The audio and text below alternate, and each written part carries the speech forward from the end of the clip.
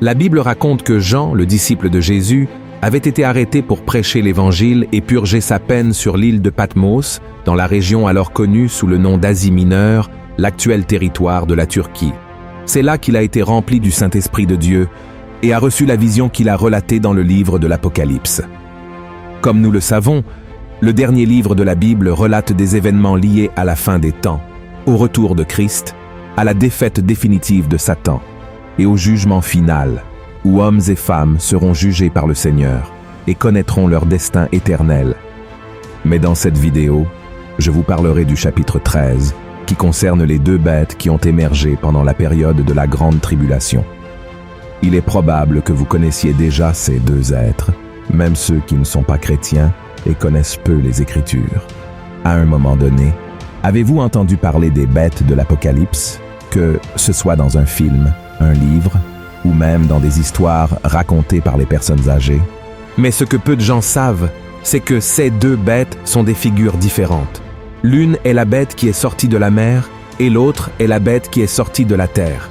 Et il y a beaucoup de confusion à propos de leur signification. C'est pourquoi je vais vous montrer qui sont les deux bêtes de l'Apocalypse et quel est le rôle de chacune d'entre elles pendant la fin des temps. Pour cela, je ne m'appuierai pas sur des films ou des livres de fiction, mais sur la parole de Dieu. Mais avant de commencer, je vous demande de laisser votre like ici, de vous abonner à ma chaîne et d'activer la cloche pour être notifié par YouTube à chaque fois que je publie une nouvelle vidéo. D'accord? Et maintenant, je veux partager avec vous ce que l'apôtre Jean a dit dans l'Apocalypse, chapitre 13, sur la première bête. Il est écrit ainsi: « Et il se tint sur le sable de la mer. Puis je vis monter de la mer une bête qui avait 10 cornes et 7 têtes, et sur ses cornes 10 diadèmes, et sur ses têtes des noms de blasphème. La bête que je vis était semblable à un léopard. Ses pieds étaient comme ceux d'un ours, et sa gueule comme une gueule de lion. Le dragon lui donna sa puissance, et son trône, et une grande autorité. Et je vis l'une de ses têtes comme blessée à mort, mais sa blessure mortelle fut guérie.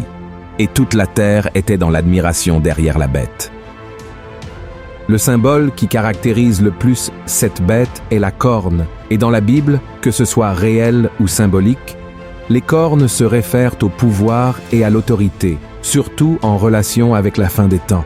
Cette bête est la même que celle mentionnée par le prophète Daniel dans l'Ancien Testament. Voyons ce qu'il a dit. « Après cela, je regardais pendant mes visions nocturnes, et voici, il y avait un quatrième animal, terrible, épouvantable et extraordinairement fort. Il avait de grandes dents de fer, il mangeait, brisait, et il foulait aux pieds ce qui restait. Il était différent de tous les animaux précédents, et il avait 10 cornes. » Les chercheurs disent que la première bête représente les païens, c'est-à-dire ceux qui n'ont pas d'origine juive, le peuple élu par le Seigneur dans l'Ancien Testament, descendant d'Abraham, mais qui n'a pas reconnu Jésus comme le Fils de Dieu. De plus, la vision de Jean de cette créature, ressemblant à un léopard avec les pieds d'un ours et la bouche d'un lion, est complètement symbolique. En réalité, la première bête viendra dans le monde sous la forme d'un homme non juif, très puissant et influent, capable de convaincre une multitude de personnes rien qu'avec un discours. Cela s'explique par le fait que cette bête viendra avec un grand pouvoir et une autorité du dragon, c'est-à-dire de Satan. Cette première bête est l'Antéchrist. La Bible dit que sa sagesse et son charisme conquéront tous, faisant de lui la personne la plus admirable et aimée de tous les habitants de la planète.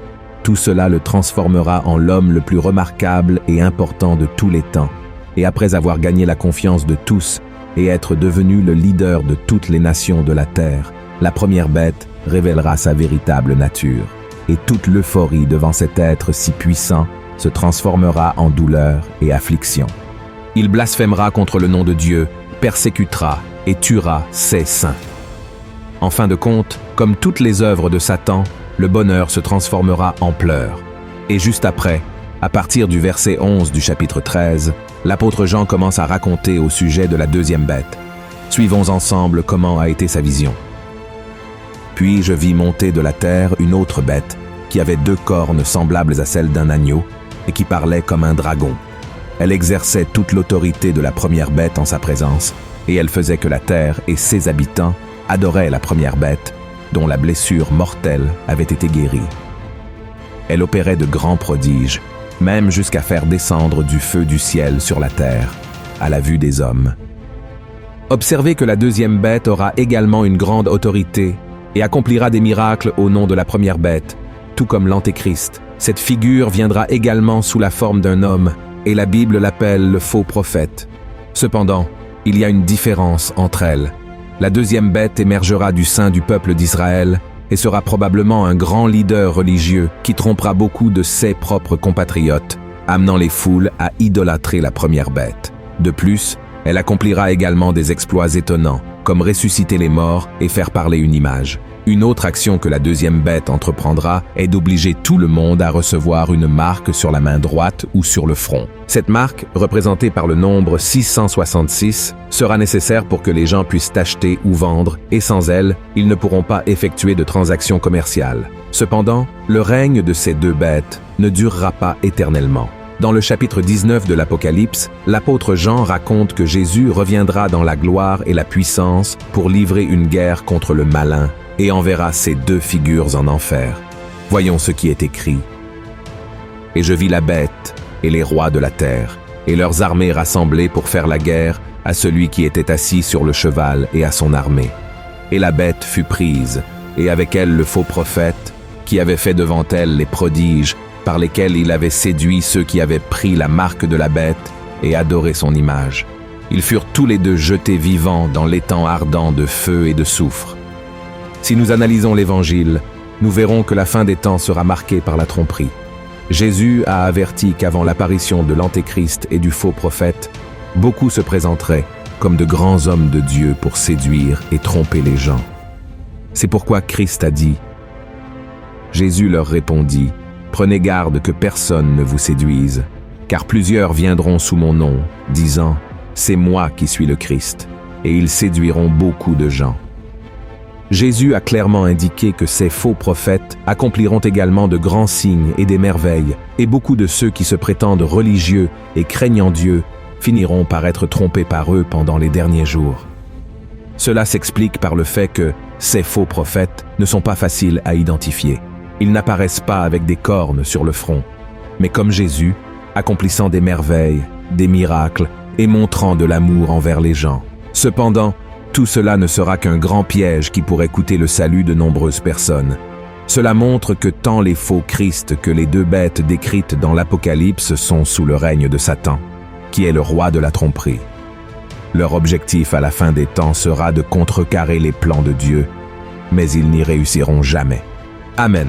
Par conséquent, chers frères et sœurs, si vous connaissez la parole de Dieu et avez les yeux fixés sur Jésus, il n'y a aucune raison d'avoir peur, car Jésus prendra soin de vous et vous protégera.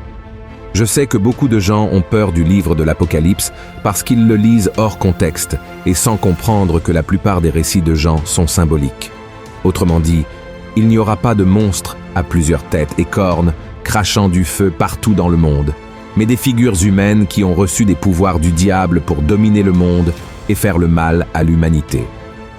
Par conséquent, nous, qui aimons le Seigneur et le servons de tout notre cœur, ne devons pas voir les événements des derniers jours comme quelque chose de tragique ou effrayant, mais comme le moment où Jésus reviendra et vaincra l'ennemi une fois pour toutes.